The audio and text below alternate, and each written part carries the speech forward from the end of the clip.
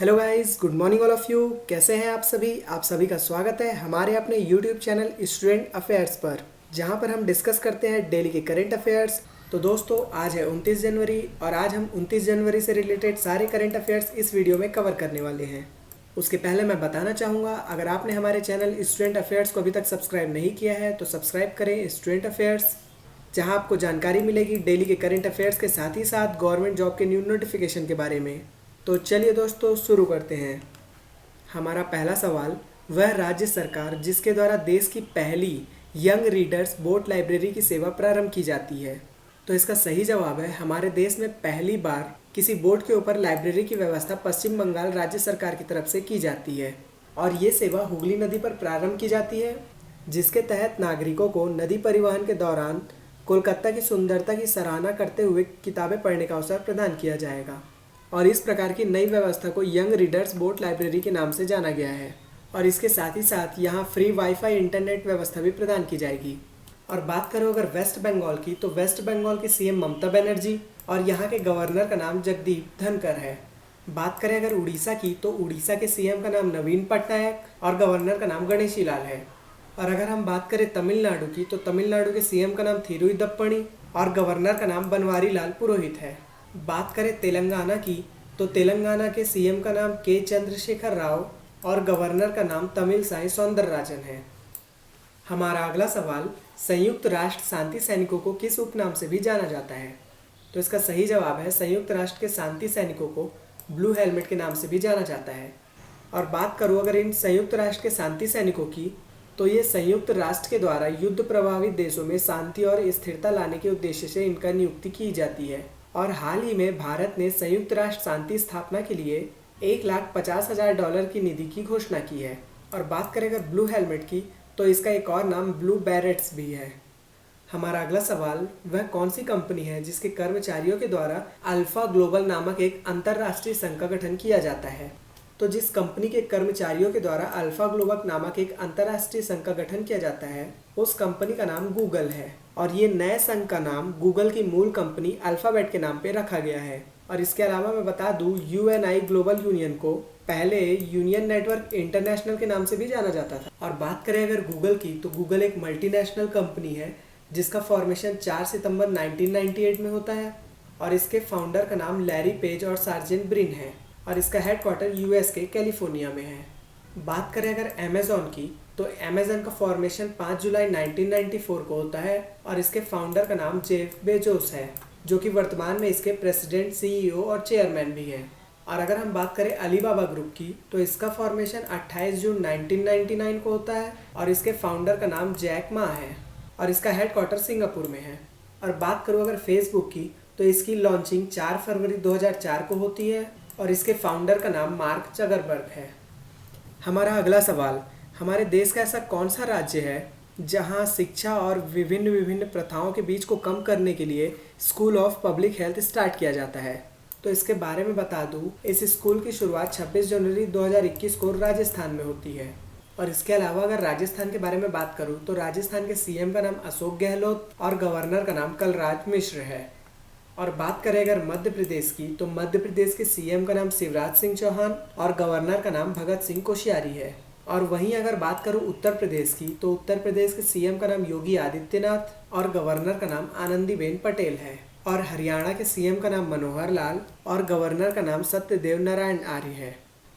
हमारा अगला सवाल, ऐसा पहला भारतीय क्रिकेट खिलाड़ी जिन्होंने देश का पहला विदेशी टेस्ट शतक बनाया था। तो इसका सही जवाब है सैयद मुश्ताक अली। और इनके बारे में बता दूं, ये दाएं हाथ के बल्लेबाज हैं और ऐसे पहले भारतीय खिलाड़ी हैं जिन्होंने देश का विदेशी टेस्ट शतक बनाया है। और ये शतक उन्होंने वर्ष 1936 में ओल्ड ट्रैफर्ड्स में इंग्लैंड के खिलाफ 112 रन बनाए थे। और इसके अलावा ये लेफ्ट आर्म ऑर्थोडॉक्स स्पिन गेंदबाज भी हैं। और इसी के साथ भारतीय क्रिकेट कंट्रोल बोर्ड के द्वारा साल 2009 से 2010 में पहली बार सैयद मुश्ताक अली ट्रॉफी चैंपियनशिप की स्थापना की जाती है। हमारा अगला सवाल, सरकार ने किस बैंक में 2 नए प्रबंध निदेशक अश्विन तिवारी और स्वामीनाथन जानकी रमन की नियुक्ति को मंजूरी दे दी है। तो हाल ही में भारतीय स्टेट बैंक ने 2 नए प्रबंधक निर्देशक की नियुक्ति को मंजूरी दे दी है, जिनका नाम अश्विन तिवारी और स्वामीनाथन जानकी रमन है। और इनके बारे में बता दूं कि ये दोनों अभी डेप्यूटी मैनेजिंग डायरेक्टर यानी कि डीएमडी की पोस्ट पर हैं। और बात करें अगर एसबीआई की, तो एसबीआई में 4 प्रबंधक निर्देशक और एक चेयरमैन होता है। और बात करें अगर भारतीय स्टेट बैंक यानी कि स्टेट बैंक ऑफ इंडिया की, तो इसका फॉर्मेशन 1 जुलाई 1955 को होता है और इसका हेडक्वार्टर मुंबई महाराष्ट्र में है। और बात करूं बैंक ऑफ बड़ौदा यानी कि बीओबी की, तो इसका फॉर्मेशन 20 जुलाई 1908 को होता है और इसके फाउंडर का नाम सायाजी राव गायकवाड़ है और इसका हेडक्वार्टर गुजरात के वडोदरा में होता है। और बात करें अगर यस बैंक की, तो यस बैंक का फॉर्मेशन साल 2004 में होता है और इसका हेडक्वार्टर मुंबई महाराष्ट्र में है। और वर्तमान में यस बैंक के चेयरमैन सुनील मेहता और एमडी और सीईओ की बात करूं तो वो प्रशांत कुमार है। और अगर हम बात करें केनरा बैंक की, तो इसका फॉर्मेशन साल 1969 को होता है और इसका हेडक्वार्टर कर्नाटका के बेंगलोर में है। हमारा अगला सवाल, हाल ही में किस राज्य सरकार ने दक्षिणायनी वेलयुधन के नाम पर महिलाओं के लिए एक वार्षिक पुरस्कार की घोषणा की है? तो इसके बारे में बता दूं, हाल ही में केरल सरकार ने दक्षिणायनी वेलयुधन के नाम पर महिलाओं के लिए एक वार्षिक पुरस्कार की घोषणा की है। और बात करें अगर दक्षिणायनी वेलयुधन के बारे में, तो ये साल 1946 में संविधान सभा के निर्वाचित होने के लिए पहली और एकमात्र दलित महिला थी। और अगर मैं बात करूं केरल की, तो केरल के सीएम का नाम पिनराई विजयन और गवर्नर का नाम आरिफ मोहम्मद खान है। उसी प्रकार से महाराष्ट्र के सीएम का नाम उद्धव ठाकरे और गवर्नर का नाम भगत सिंह कोश्यारी है। और दिल्ली एक यूनियन टेरिटरी है जिसके सीएम का नाम अरविंद केजरीवाल है। उसी प्रकार से गुजरात के सीएम का नाम विजयाभाई आर रूपानी और गवर्नर का नाम आचार्य देवव्रत है। हमारा अगला सवाल, संयुक्त राष्ट्र के ताज़ा आंकड़ों के मुताबिक कौन सा देश प्रत्यक्ष विदेशी निवेश में विश्व का शीर्ष देश बन गया है?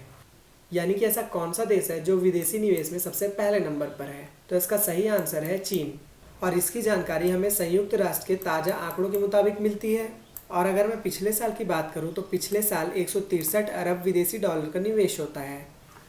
हमारा अगला सवाल, हाल ही में किसके अध्यक्ष ओम बिरला ने भारत पर्व 2021 का उद्घाटन किया है?